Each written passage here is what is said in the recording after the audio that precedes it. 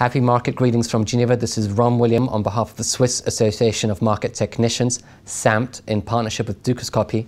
And we're delighted to be joined with our guest, Julien Camberlin, a fellow SAMT member coming in from Belgium. Welcome. Hello, Ron. And what we'd like to discuss with you is the model that you discussed within your presentation, Market Kology.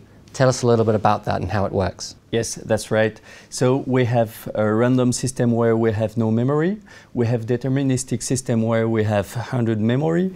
And financial markets are chaotic system where we have between 0 and 100% of memory. And how does this then move on to this concept of strange attractors that you were describing? Okay, so the particularity we have in a chaotic system is that we have fractal organization and also that we have strange attractors. Strange attractors are, to describe it, we can take first the idea of a simple attractor. We can take the example of pendulum, which is circling around the black point, which is the attractor. And now let's imagine that we have a cat coming to play with a pendulum. Then the pendulum will change its way he's circling. And once the cat stops to play with the pendulum will go again to its attractor. This is an attractor. In financial markets and in chaos systems, we have more complicated attractors, and we call it strange attractors. As you can see on the right, we have different strange attractors. They usually have a fractal organization, and in financial markets, I've been looking at what exactly looks this strange attractor. Okay, and so just to clarify, strange attractor is like a magnetic force, attraction force in the market. Yes, it's actually organized due to the different orders that appear in the market, so the buy, the sell, and all these buy and sell organized in such a way that it forms a strange attractor. Okay, and on our next slide, we have here an example of how these strange attractors or these magnetic forces in the market, governed by demand, supply, buyers and sellers, as you mentioned just now, how they actually behave in the market, and this concept of vibration. Tell us a little about strange attractors and vibration within the market. Yes, actually, in the markets, you can find a point of equilibrium at tops and bottoms. And this is the place where we can find the strange attractors. It's when the system is in equilibrium, and it's the place where you can find the strange attractor, as you can see on the picture here. Wonderful. And now each of these inflection points provide key levels in the market. Now most of our viewers will be aware of the Fibonacci series, which is of course based on the golden ratio, 61.8%.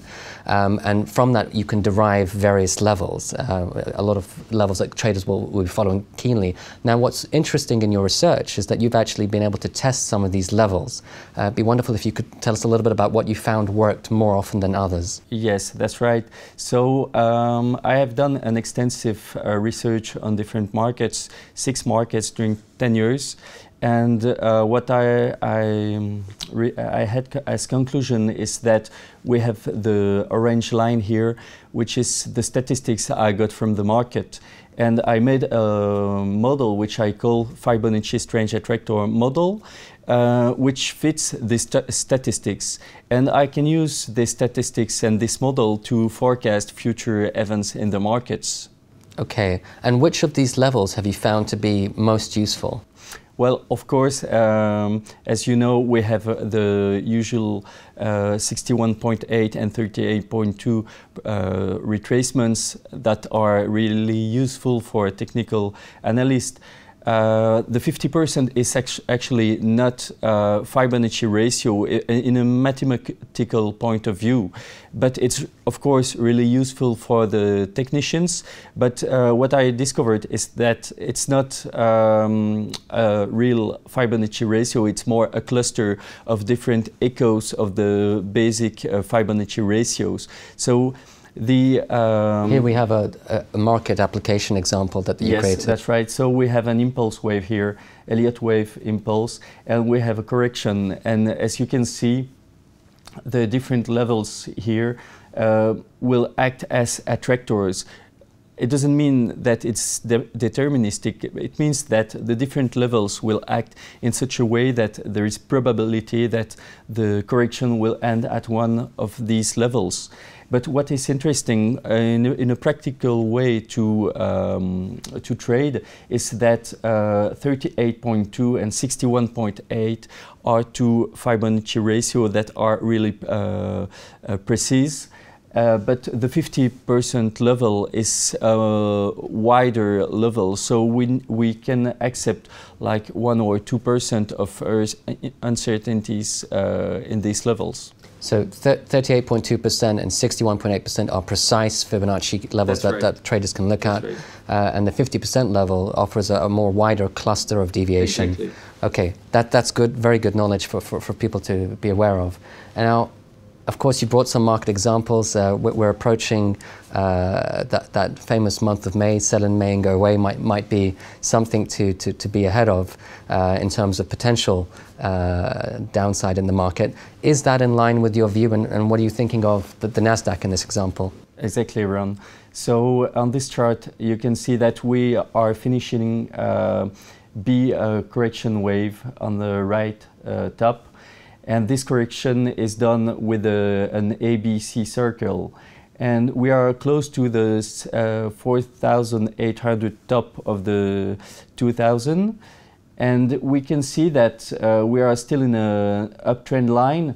My view here is that the Nasdaq should correct slightly and have a trading range back to its trend line, then could reach 4,800 before to start a wider correction. So you're looking for a topping phase on the Nasdaq just around its tech bubble peak. Yes, for now I would say sell in May and go away would be better for Dow Jones. For Nasdaq we have some strength. But from September, October, we could have the final top on Nasdaq.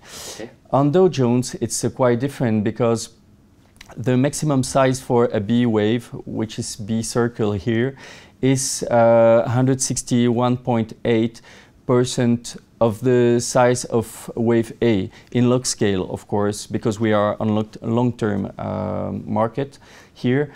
And we have already passed this level, so it means that this level is going to attract the market, the end of the B circle wave.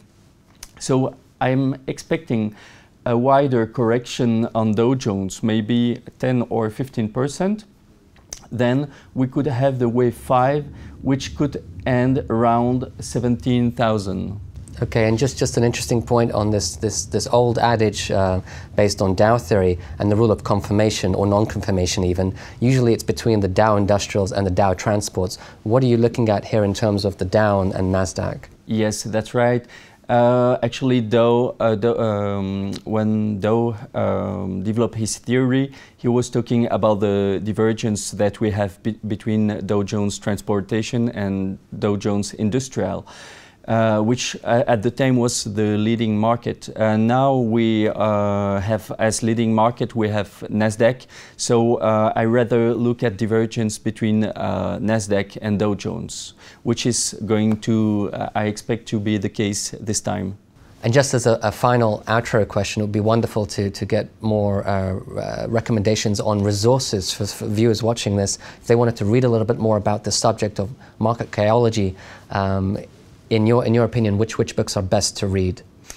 Well, of course, you have the Bible of Elliott Wave, which is Elliott Wave Principle, which was written by Frost and Prechter.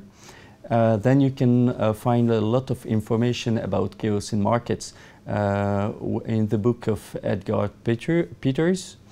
You have information about fractals in markets with a book from Benoit Mandelbrot.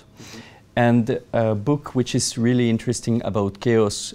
It's not talking about chaos in market, or maybe you can find 10 pages about it, but in real life, this is the book from James Gleick, which was an American journalist, talking about different points in science.